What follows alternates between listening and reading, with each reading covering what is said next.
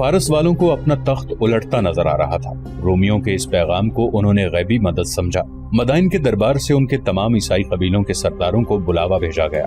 یہ وہی 3 قبیلے بنی تغلب، نمر اور ایاد تھے جو مسلمانوں سے بہت بری شکست کھا چکے تھے۔ مورخوں نے لکھا ہے کہ انہیں جوں ہی اطلاع ملی تو وہ فوراً مدائن پہنچے۔ وہ اپنے ہزارہا مقتولین کا انتقام لینا چاہتے تھے اور وہ اسلام کے پھیلاؤ کو بھی روکنا چاہتے تھے۔ ان قبیلوں میں جو لڑنے والے تھے وہ مسلمانوں کے ہاتھوں مارے جا چکے تھے۔ جوان سال آدمی بہت کم رہ گئے تھے، اب اکثریت ادھیڑ عمر لوگوں کی تھی۔ خالد رضی اللہ عنہ کا فرات کی طرف کوچ ان کی خودسری کا مظاہرہ تھا۔ امیر المؤمنین حضرت ابوبکر صدیق رضی اللہ عنہ نے انہیں صرف فارس والوں سے لڑنے کی اجازت دی تھی۔ امیر المؤمنین رضی اللہ عنہ کو یہ بھی توقع نہیں تھی کہ اپنی اتنی کم فوج فارس جیسی طاقتور فوج کو شکست دے سکے گی، لیکن امیر المؤمنین رضی اللہ عنہ ایسا خطرہ مول لینا نہیں چاہتے تھے کہ اتنی لڑائیاں لڑ کر رومیوں سے بھی ٹکر لی جائے۔ رومیوں کی فوج فارسیوں کی فوج سے بہتر تھی۔ یہ خالد رضی اللہ عنہ کا اپنا فیصلہ تھا کہ فرات کے مقام پر جا کر رومیوں اور فارسیوں کی ناکہ بندی کر دی جائے۔ خالد رضی اللہ عنہ چین سے بیٹھنے والے سالار نہیں تھے۔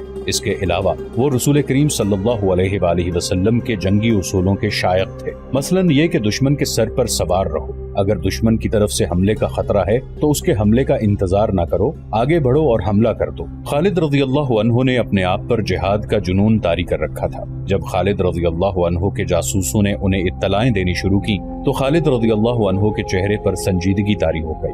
انہیں پتا چلا کہ وہ 2 فوجوں کے درمیان آ گئے ہیں، ایک طرف رومی اور دوسری طرف فارسی اور ان کے ساتھ عیسائی قبیلوں کے لوگ بھی تھے۔ خالد رضی اللہ عنہ کے ساتھ نفری پہلے بہت کم ہو گئی تھی، کیونکہ جو علاقے انہوں نے فتح کیے تھے وہیں اپنی کچھ نفری کا ہونا لازمی تھا۔ بغاوت کا بھی خطرہ تھا اور آتش پرست فارسیوں کے جوابی حملے کا بھی۔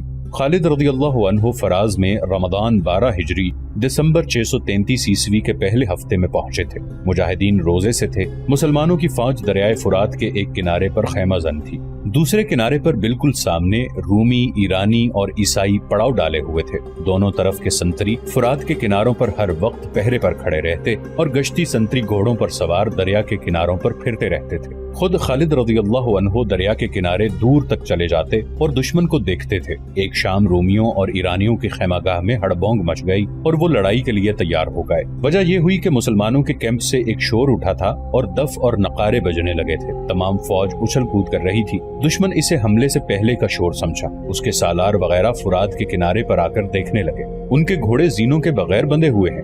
دشمن کے کسی آدمی نے چلا کر کہا، وہ تیاری کی حالت میں نہیں ہیں۔ کسی اور نے کہا، وہ دیکھو۔ ایک اور نے کہا، آسمان کی طرف دیکھو، مسلمانوں نے عید کا چاند دیکھ لیا ہے۔ آج رات اور کل سارا دن یہ لوگ خوشیاں منائیں گے۔ اگلے روز مسلمانوں نے ہنگامہ خیز طریقے سے عید الفطر کی خوشیاں منائیں۔ اسی خوشی میں فتوحات کی مسرتیں بھی شامل تھیں۔ مسلمان جب عید کی نماز کے لیے کھڑے ہوئے تو دریا کے کنارے اور کیمپ کے ارد گرد سنتریوں میں اضافہ کر دیا گیا تاکہ دشمن نماز کی حالت میں حملہ نہ کر سکے۔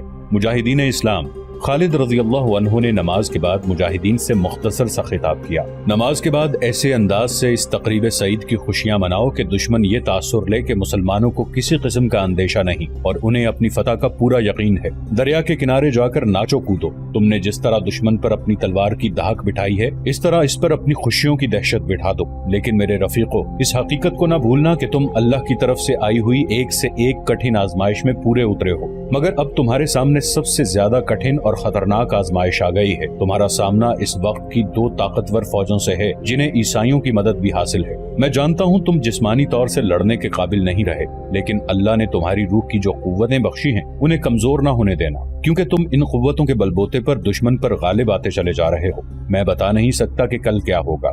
ہر خطرے کے لیے تیار رہو، اللہ تمہارے ساتھ ہے۔ خالد رضی اللہ عنہ کے خاموش ہوتے ہی مجاہدین کے نعروں نے ارض و سما کو ہلا ڈالا۔ پھر سب دوڑتے کودتے دریا کے کنارے جا پہنچے۔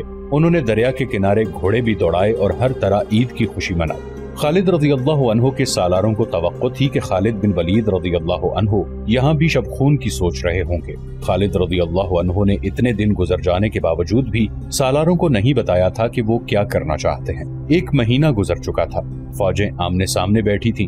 آخر خالد رضی اللہ عنہ نے اپنے سالاروں کو مشورے، تجاویز اور احکام کے لیے بلایا۔ میرے رفیقو، خالد رضی اللہ عنہ نے کہا، شاید تم یہ سوچ رہے ہوگے کہ یہاں بھی شب خون مارا جائے گا، لیکن تم دیکھ رہے ہو کہ یہاں صورتحال شب خون والی نہیں۔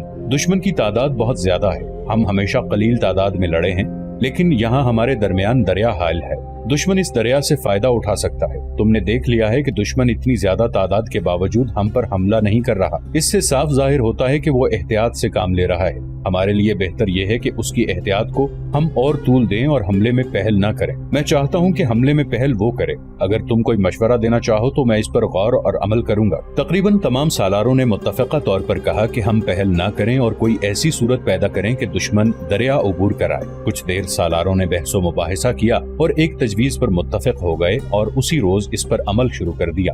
اس کے مطابق کوئی ایک دستہ تیار ہو کر دریا کے ساتھ ساتھ کسی طرف چل پڑتا۔ دشمن یہ سمجھتا کہ مسلمان کوئی نقل و حرکت کر رہے ہیں، چنانچہ اسے بھی اس کے مطابق کوئی نقل و حرکت یا پیش بندی کرنی پڑتی۔ یہ سلسلہ 15-16 دن چلتا رہا۔ بعض مورخوں نے لکھا ہے کہ رومی مسلمانوں کی ان حرکات سے تنگ آ گئے۔ وہ پہلے ہی مسلمانوں کے خلاف کسی میدان میں نہیں لڑے تھے۔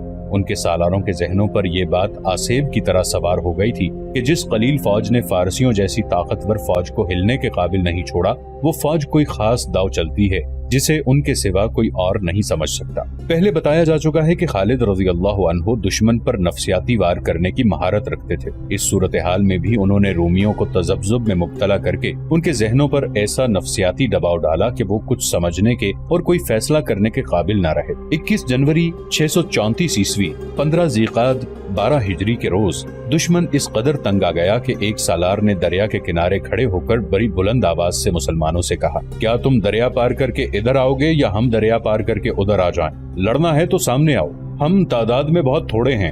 خالد رضی اللہ عنہ بن ولید نے اعلان کروایا، ہم سے ڈرتے کیوں ہو؟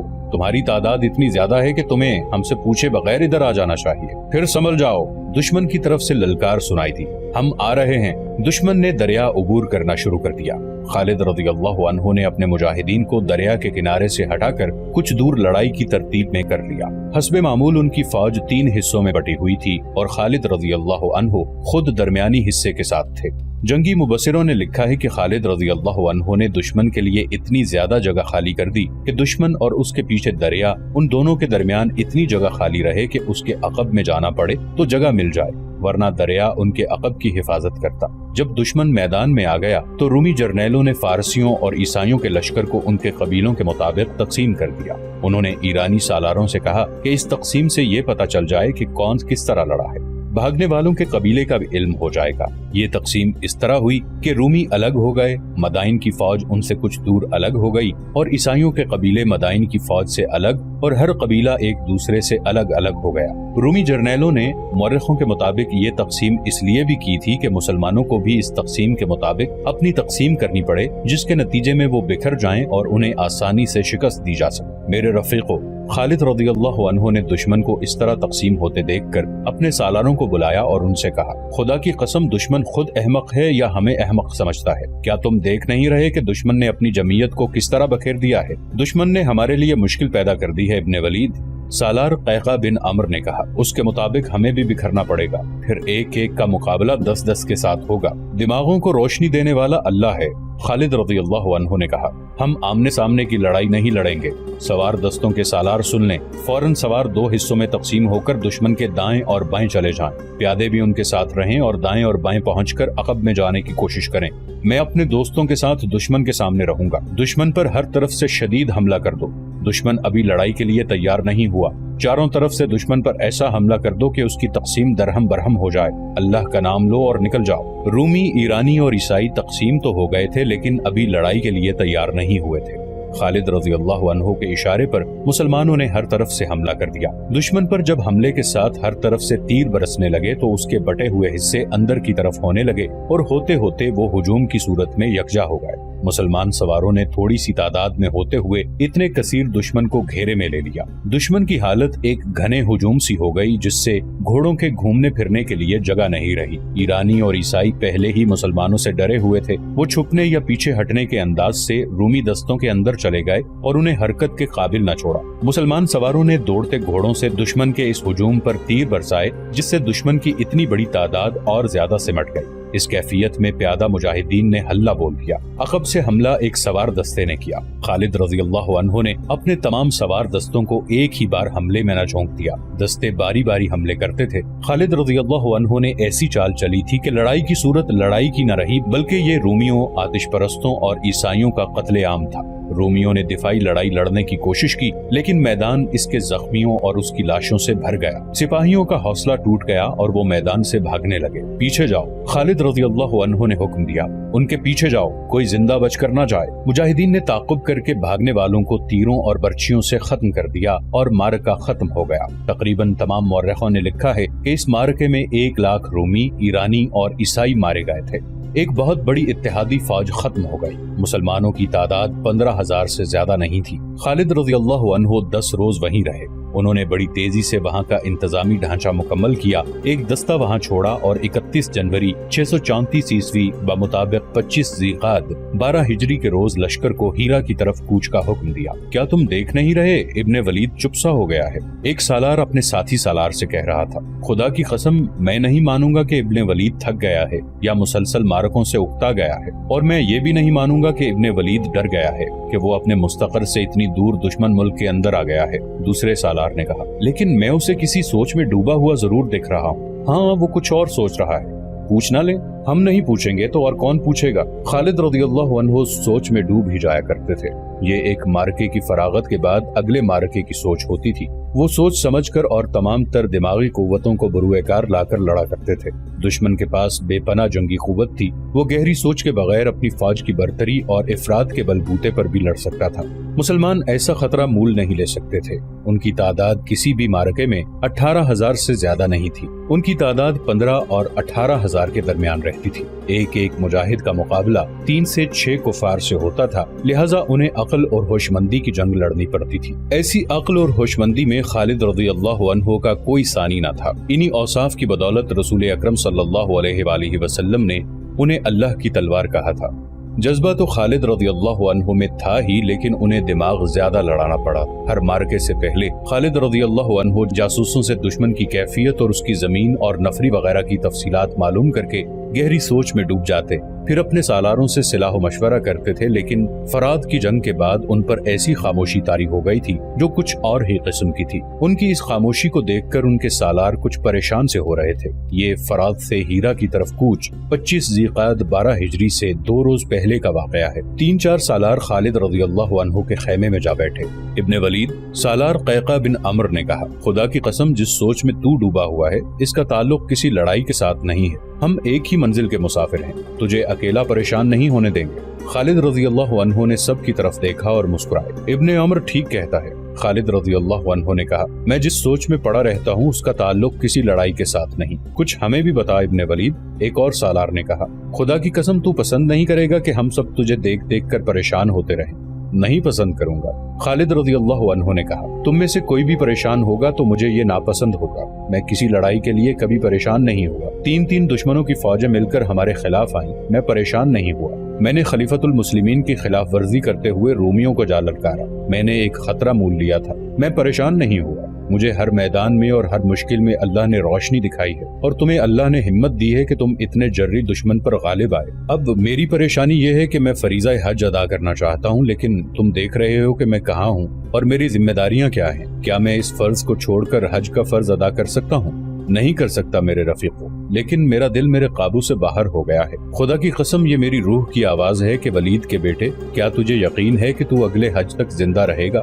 مجھے یقین نہیں ہے میرے رفیقو۔ ہم نے جن 2 دشمنوں کو شکستیں دی ہیں ان کی جنگی طاقت تم نے دیکھ لی ہے، اور تم نے یہ بھی دیکھ لیا ہے کہ تمام قبیلے فوراً ان سے جا ملتے ہیں۔ میں محسوس کر رہا ہوں کہ میری زندگی چند روزہ رہ گئی ہے، اور میرے رفیقو میں کچھ بھی نہیں، تم کچھ بھی نہیں، صرف اللہ ہے جو ہمارے سینوں میں ہے، وہی سب کچھ ہے۔ پھر میں کیوں نہ اس کے حضور اس کے عظیم گھر میں جا کر سجدہ کروں؟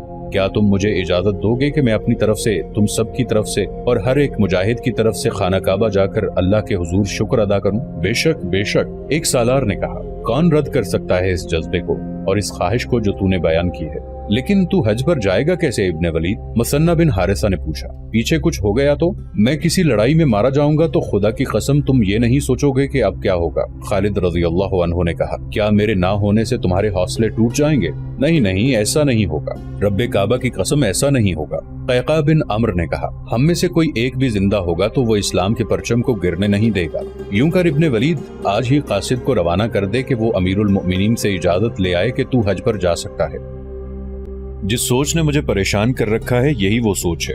خالد رضی اللہ عنہ نے مسکرا کر کہا، میں جانتا ہوں امیر المؤمنین اجازت نہیں دیں گے، انہیں یہاں کے حالات کا علم ہے، اگر وہ اجازت دے بھی دیں تو یہ خطرہ پیدا ہو جائے گا کہ دشمن کو پتہ چل جائے گا کہ ابن ولید چلا گیا ہے۔ میں اپنے لشکر کو بھی نہیں بتانا چاہتا کہ میں ان کے ساتھ نہیں ہوں، میں بہت کم وقت میں جا کر واپس آنا چاہتا ہوں۔ خدا کی قسم، ولید کے بیٹے مثنہ بن حارثہ نے کہا، تو نہیں جانتا کہ تو جو کہہ رہا ہے یہ ناممکن ہے، اللہ ناممکن کو ممکن بنا دیا کرتا ہے۔ خالد رضی اللہ عنہ نے کہا، انسان کو ہمت کرنی چاہیے، میں تمہیں بتاتا ہوں کہ میں کیا کروں گا اور کس راستے سے جاؤں گا۔ خالد رضی اللہ عنہ نے انہیں پہلے یہ بتایا کہ وہ کیا کریں، پھر وہ راستہ بتایا جس راستے سے انہیں حج کے لیے مکہ جانا اور آنا تھا۔ حج میں صرف 14 دن باقی تھے اور فرات سے مکہ تک کی مسافت تیز چلنے سے 2.5 مہینے سے کچھ زیادہ تھی۔ خالد رضی اللہ عنہ کو کوئی چھوٹا راستہ دیکھنا تھا، لیکن چھوٹا راستہ نہیں تھا۔ خالد رضی اللہ عنہ تاجر خاندان کے فرد تھے۔ قبول اسلام سے پہلے خالد رضی اللہ عنہ نے تجارت کے سلسلے میں بڑے لمبے اور کٹھن سفر کیے تھے۔ وہ ایسے راستوں سے بھی واقف تھے جو عام راستے نہیں تھے، بلکہ وہ راستے کہلاتے ہی نہیں تھے۔ خالد رضی اللہ عنہ نے اپنے سالاروں کو ایسا ہی راستہ بتایا۔ خدا کی قسم، ابن ولید، مثنہ بن حارثہ نے کہا، تیرا دماغ خراب نہیں ہوا، پھر بھی تو نے ایسی بات کہہ دی جو ٹھیک دماغ والے نہیں کہہ سکتے۔ تو جو راستہ بتا رہا ہے وہ کوئی راستہ نہیں ہے، وہ ایک علاقہ ہے اور اس علاقے سے صحرا کی ہوائیں بھی ڈر ڈر کر گزرتی ہیں۔ کیا تو مرنے کا کوئی اور طریقہ نہیں جانتا؟ کیا میں اس علاقے سے واقف نہیں؟ جس اللہ نے ہمیں اتنے زبردست دشمنوں پر غالب کیا ہے وہ مجھے اس علاقے سے بھی گزار دے گا۔ خالد رضی اللہ عنہ نے ایسی مسکراہٹ سے کہا جس میں عزم اور خود اعتمادی تھی، میں یقین سے کہتا ہوں کہ تم مجھے جانے سے نہیں روکو گے اور میرے اس راز کو اس خیمے سے باہر نہیں جانے دو گے۔ میں یہ راز امیر المؤمنین سے بھی چھپا کر رکھوں گا۔ اگر امیر المؤمنین بھی حج پر آ گئے تو کیا کرے گا تو؟ ایک سالار نے پوچھا۔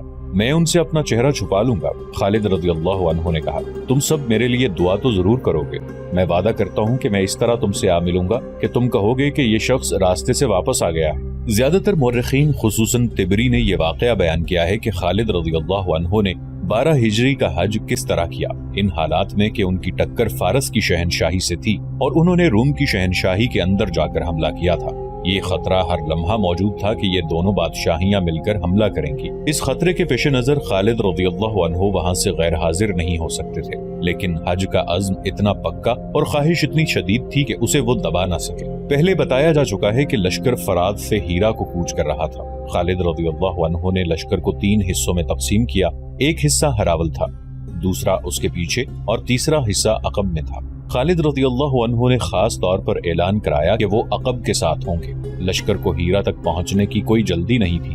تیز کوچ اس صورت میں کیا جاتا تھا جب کہیں حملہ کرنا ہوتا یا جب اطلاع ملتی کہ فلاں جگہ دشمن حملے کی تیاری کر رہا ہے۔ اب ایسی صورت نہیں تھی۔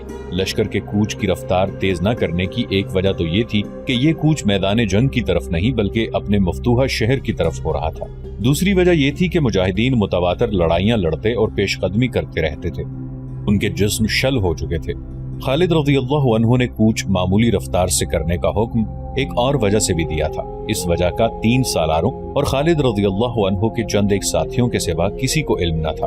وہ وجہ یہ تھی کہ خالد رضی اللہ عنہ کو کوچ کے دوران لشکر کے عقبی حصے سے کھسک جانا تھا اور ایک گمنام راستے سے مکہ کو روانہ ہونا تھا۔ لشکر 31 جنوری 634 عیسوی کے روز چل پڑا۔ تاریخ میں اس مقام کا پتہ نہیں ملتا جہاں لشکر نے پہلا پڑاؤ کیا تھا۔ رات کو جب لشکر گہری نیند سو گیا تو خالد رضی اللہ عنہ اپنے چند ایک ساتھیوں کے ساتھ خیمہ گاہ سے نکلے اور غائب ہو گئے۔ کسی بھی مورخ نے ان کے ساتھیوں کے نام نہیں لکھے جو ان کے ساتھ حج کرنے گئے تھے۔ خالد رضی اللہ عنہ اور ان کے ساتھی اونٹوں پر سوار تھے۔ جس علاقے میں سے انہیں گزرنا تھا وہاں سے صرف اونٹ گزر سکتا تھا، گھوڑا بھی جواب دے جاتا تھا۔ صحراؤں میں بعض علاقے بے حد دشوار گزار ہوتے تھے، مسافر ادھر سے گزرنے کی جرت نہیں کرتے تھے۔ صحرائی قزاق اور بڑے پیمانے پر راہزنی کرنے والے انہی علاقوں میں رہتے تھے اور لوٹ مار کا مال وہیں رکھتے تھے۔ ان میں کچھ علاقے ایسے خوفناک تھے کہ قزاق اور راہزن بھی ان میں داخل ہونے کی جرت نہیں کرتے تھے۔ اس دور میں صحرا کے جس علاقے کو دشوار گزار اور خطرناک کہنا ہوتا تھا تو کہا جاتا تھا کہ وہاں تو ڈاکو اور رہزن بھی نہیں جاتے۔ خالد رضی اللہ عنہ نے مکہ تک جلدی پہنچنے کا جو راستہ اختیار کیا تھا وہ ایسا ہی تھا جہاں ڈاکو اور رہزن بھی نہیں جاتے تھے۔ اتنے خطرناک اور وسیع علاقے سے زندہ گزر جانا ہی ایک کارنامہ تھا، لیکن خالد رضی اللہ عنہ دنوں کی مسافت منٹوں میں طے کرنے کی کوشش میں تھے۔ انہیں صرف یہ سہولت حاصل تھی کہ موسم سردیوں کا تھا، لیکن سینکڑوں میلوں تک پانی کا نام و نشان تک نہ تھا۔ اس علاقے میں ایک اور خطرہ ریت اور مٹی کے ان ٹیلوں کا تھا جن کی شکلیں عجیب و غریب تھی۔ یہ کئی میل وسیع نشیب میں کھڑے تھے، بعض چٹانوں کی طرح چوڑے تھے، बाज गोल और बाज सतूनों की तरह ऊपर को उठे हुए थे। ऐसे नशेब भूल भुलैयों की तरह थे। इनमें भटक जाने का खतरा ज्यादा था।